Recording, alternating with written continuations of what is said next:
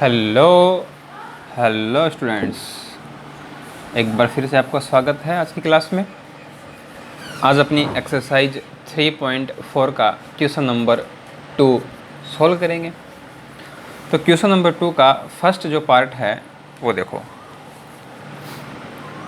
If we add 1 to the numerator and subtract 1 from the denominator, a fraction reduces to 1। It becomes 1 by 2 if we only add 1 to the denominator. What is the fraction? कोई भिन्न है, उसके अंश और हर दोनों में से यदि हम एक माइनस करते हैं, एक कम करते हैं, तो भिन्न एक बन जाती है। और यदि हम केवल हर में से हर में एक जोड़ते हैं तो वह भिन्न 1/2 हो जाती है। वह भिन्न क्या है? ठीक है, ये है अपना इसका पार्ट 1। तो भिन्न है तो उसके अंश और हर की बात चल रही है, न्यूमरेटर एंड डिनोमिनेटर की बात चल रही है। ठीक है, तो हम न्यूमरेटर को, अंश को तो x बोल देंगे और जो डिनोमिनेटर है, जो हर है, उसको y बोलेंगे। तो माना अंश x व हर y है। ठीक है, let the denominator be x and let numerator be x and denominator be y। Okay, then the fraction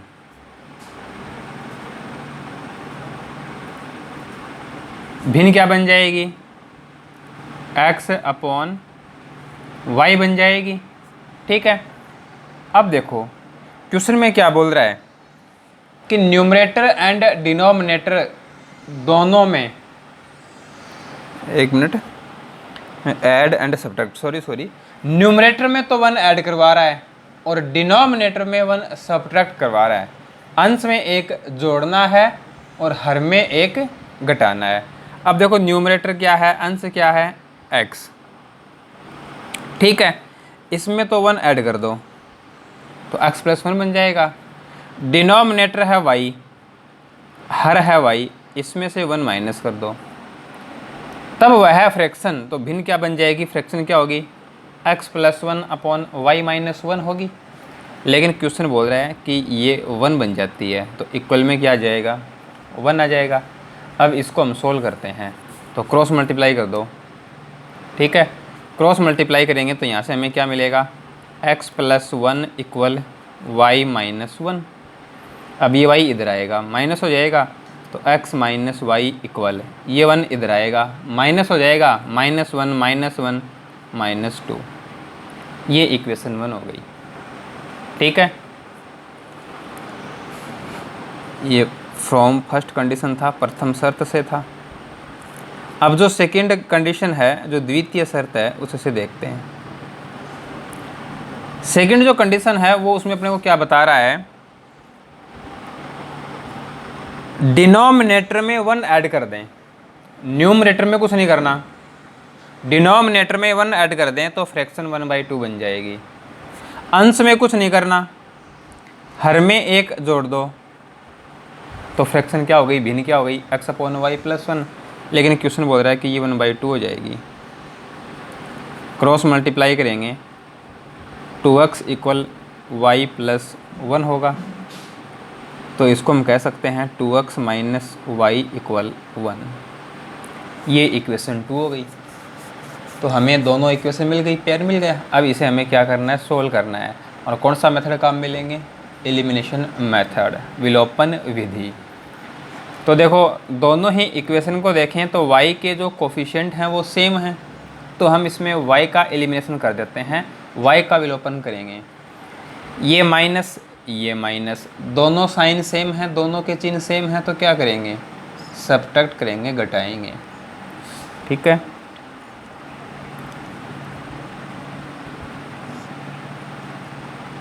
subtracting equation 2 from equation 1 subtracting equation 2 from equation 1, x minus y equal -2, 2x minus y equal 1। तो ये बन जाएगा minus, ये बन जाएगा plus, ये बन जाएगा माइनस।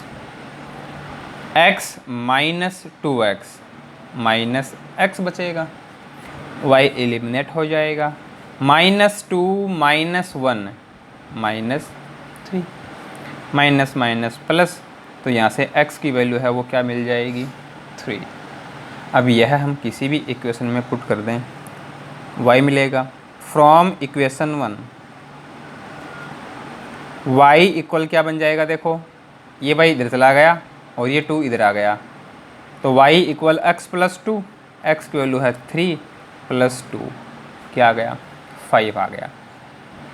अब हमें x और y की वैल्यू थोड़ी बतानी है, हमें क्या बताना है इस क्वेश्चन में, हमें फ्रैक्शन बतानी है, भिन्न बतानी है।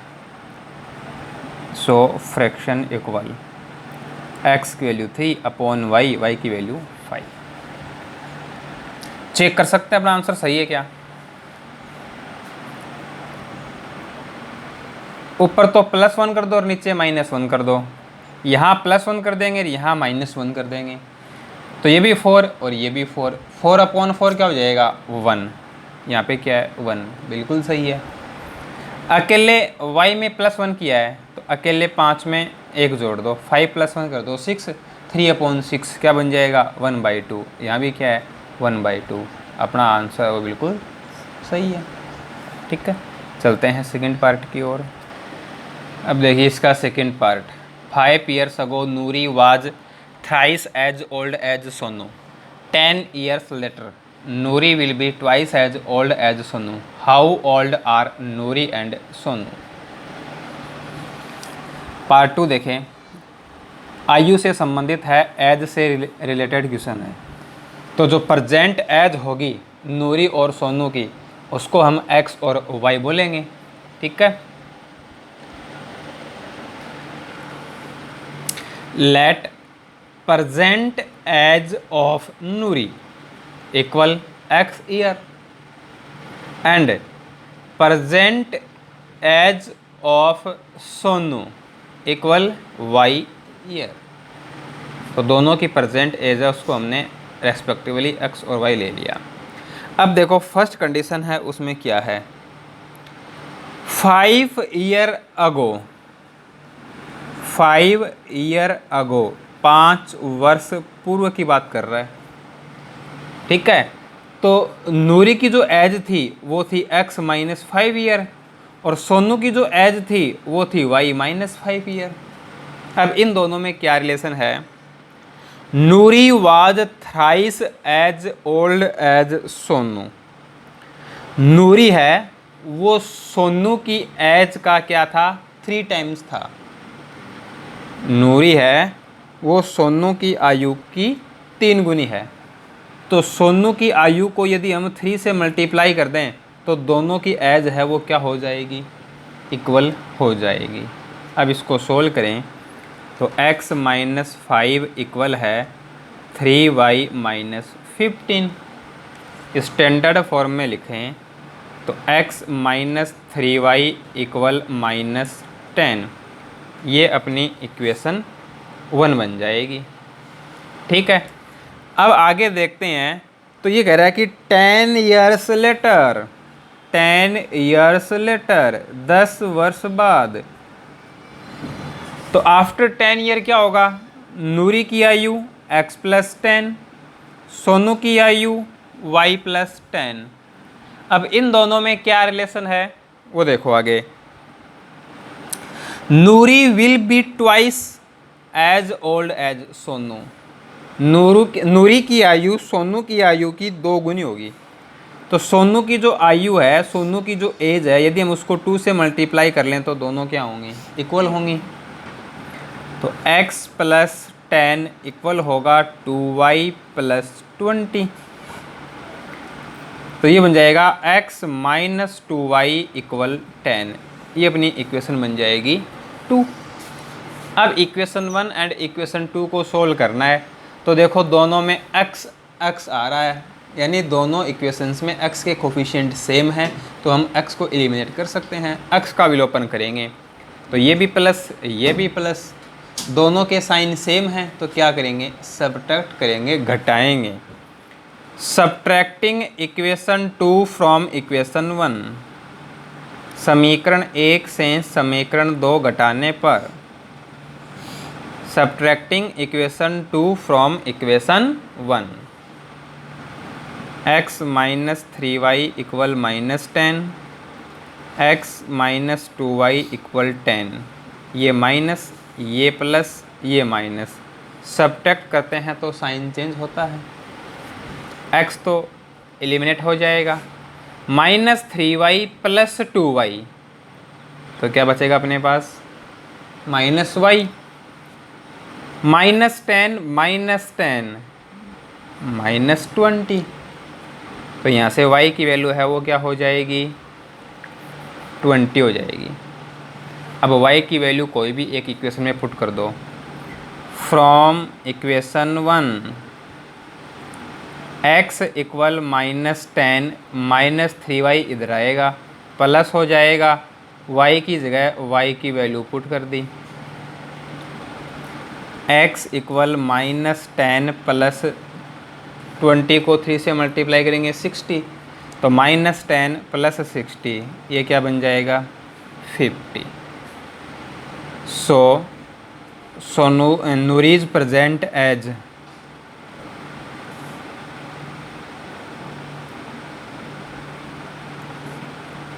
फिफ्टी ईयर्स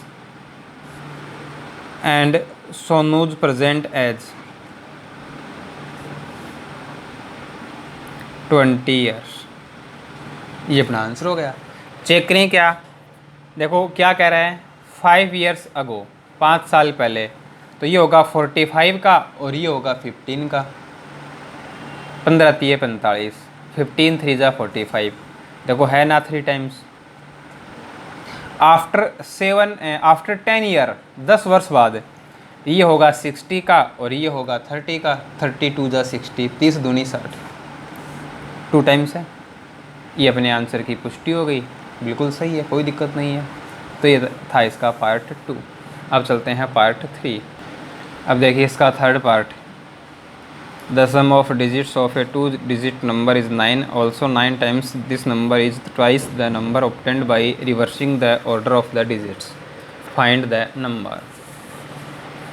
ठीक है, ये इसका पार्ट 3 है कि 2 अंकों की संख्या के अंकों का योग 9 है, इस संख्या का 9 गुना संख्या के अंकों को पलटने से बनी संख्या का 2 गुना है, वह संख्या ज्ञात कीजिए। अब देखो इस क्वेश्चन में 2 डिजिट नंबर की बात चल रही है, 2 अंकों की संख्या की, तो कौन कौन से होंगे 2 अंक, इकाई का अंक और दाई का अंक। ठीक है, तो let 1 digit equal x, 10 digit equal y, then that number, तो 2 डिजिट जो नंबर होता है वो होता है 1 digit plus 10 into 10th digit, इकाई का अंक प्लस 10 गुणा दहाई का अंक। तो 2 डिजिट नंबर होता है 1 digit plus 10 into 10th digit, इकाई का अंक प्लस 10 गुणा दहाई का अंक। तो अपनी जो संख्या है वो क्या बन गई, x प्लस 10y बन गई।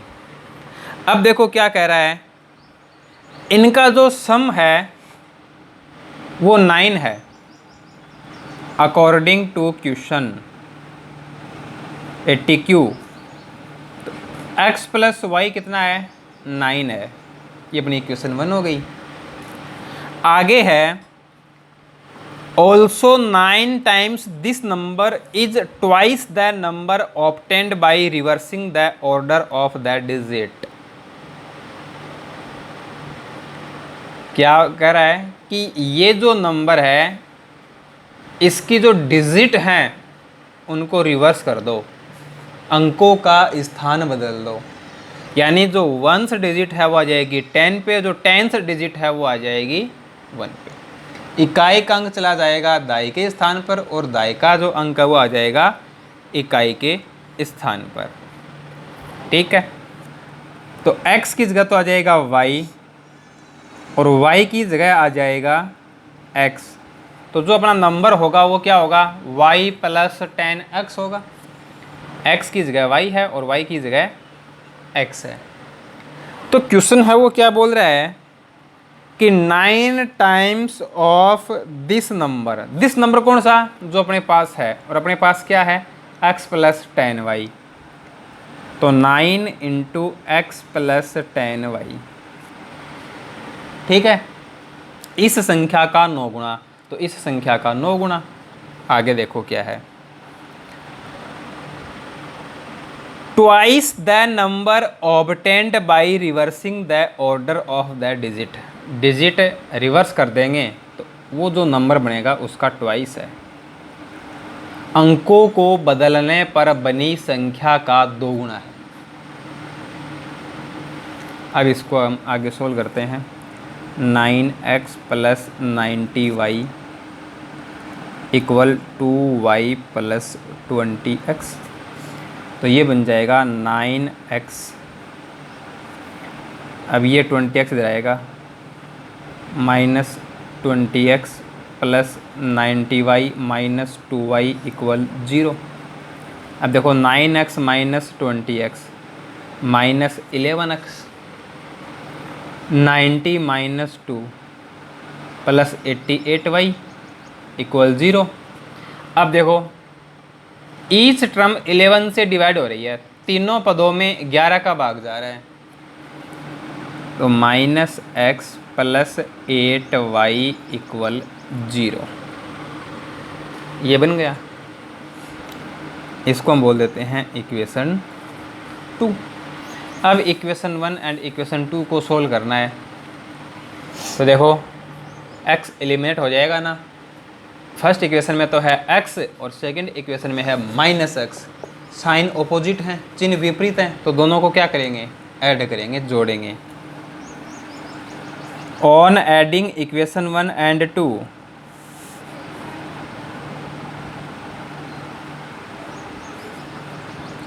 x plus y equal 9 minus x plus 8y equal 0, दोनों को ऐड कर दो तो ये हो जाएगा 9y इक्वल 9। तो y की जो वैल्यू है वो क्या आ जाएगी, 1 आ जाएगी। अब इसको हम किसी भी इक्वेशन में पुट कर दें, x की वैल्यू आ जाएगी फ्रॉम इक्वेशन 2। इक्वेशन 2 में क्या है, x इक्वल 8y, तो x इक्वल 8 और y की वैल्यू क्या है 1, तो x की वैल्यू क्या आ गई, 8 आ गई।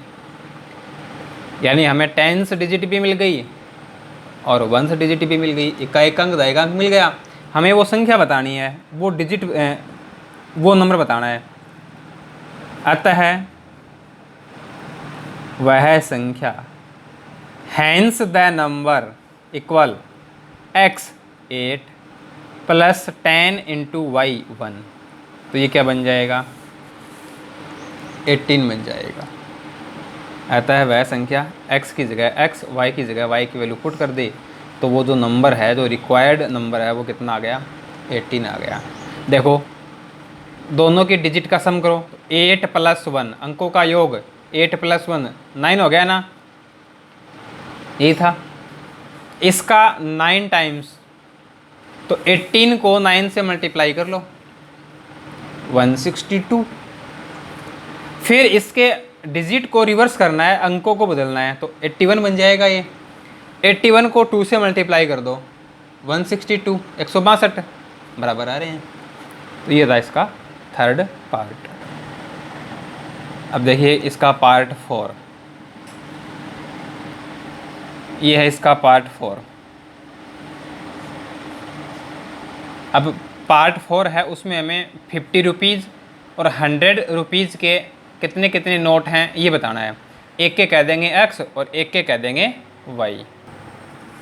Late number of notes of 50 rupees equal x and number of notes of 100 rupees equal y. अब देखो क्वेश्चन में क्या है। क्वेश्चन में है कि उसने 25 नोट प्राप्त किए हैं, उसको 25 नोट मिले हैं। तो चाहे वो 50 के हों चाहे वो 100 के हों, उसको 25 नोट मिले। तो x प्लस वाई ये तो कितना हो गया, 25 हो गया। ये अपनी इक्वेशन 1 बन गई 80Q अकॉर्डिंग टू क्वेश्चन प्रश्नानुसार। अब मीना है वो बैंक में 2000 रुपीज़ निकालने के लिए गई है, 2000 रुपये निकालने हैं। अब देखो 50 रुपीज़ के x नोट हैं, तो टोटल कितना अमाउंट बन जाएगा, 50 रुपए के x नोट हैं, तो 50 गुना x बन जाएगा ना भाई। अपने पास 10 के 5 नोट होते तो अपने पास 50 रुपीज़ नहीं होते क्या। तो 50x, 100 रुपीज़ के हैं y नोट, तो 100y। तो जो टोटल अमाउंट है वो कितना हो जाएगा, प्लस कर देंगे। लेकिन क्वेश्चन में बताया गया है कि ये 2000 है, 50 से डिवाइड कर दो, x प्लस 2y इक्वल 40। ये अपनी इक्वेशन 2 हो गई। ठीक है। अब दोनों ही इक्वेशंस में x आया है, कोफिशिएंट भी सेम है, साइन भी सेम है, तो क्या करेंगे, सब्ट्रैक्ट करेंगे। तो समीकरण 1 से समीकरण 2 घटाने पर, subtracting equation 2 from equation 1, subtracting equation 2 from equation 1, sign change हो जाएंगे, x तो कैंसिल हो जाएगा, y minus 2y minus Y, 25 में से 40 माइनस करेंगे, -15। तो यहाँ से जो y की वैल्यू है वो कितनी हो जाएगी, 15 हो जाएगी। अब y की वैल्यू कोई भी एक इक्वेशन में पुट कर दो, तो from equation 1 x equal 25, y इधर आ जाएगा क्योंकि हमें तो x चाहिए, तो -y और y की वैल्यू है 15। तो ये कितना बन जाएगा, 10 बन जाएगा। x की वैल्यू है 10 और y की वैल्यू है 15। तो 50 रुपये के 10 और 100 रुपये के 15 नोट मिले। अतः मीना को 50 रुपये के 10 और 100 रुपये के 15 नोट मिले। Hence Meena received 10 notes of 50 rupees and 15 notes of 100 rupees. अब देखते हैं इसका 5th और लास्ट पार्ट। अब देखिए इसका 5th पार्ट, अब ये इसका 5th पार्ट है। ठीक है। एक बुक बैंक की बात है, एक पुस्तकालय की बात है, और उसमें बुक्स हैं वो किराए पर मिलती हैं। यहाँ पे 2 प्रकार का किराया है। ठीक है ना, एक तो फिक्स नियत किराया और एक पर डे अतिरिक्त दिन का किराया। एक को x बोल देंगे, एक को y बोलेंगे। तो let fix charge equal ₹y, per day charge equal ₹y। ठीक है। नाउ अकॉर्डिंग टू क्वेश्चन, ठीक है, देखो क्या है। Sarita paid ₹27 for a book kept for 7 days. 7 दिन 7 डेज के लिए उसने बुक रखी सरिता ने, तो उसने 27 रुपीज़ पे किए हैं। ठीक है ना। तो देखो x रुपीज़ तो लगेंगे चाहे आप बुक कितने भी दिन रखो। अब एक दिन का जो किराया है वो y है, तो 7 दिन का कितना हो गया, 7y हो गया ना। और टोटल की बात करेंगे तो क्या हो जाएगा, प्लस हो जाएगा। तो 7 दिन का जो किराया है वो x प्लस 7y हो गया। लेकिन क्वेश्चन बोल रहा है कि ये कितना है, 27 है।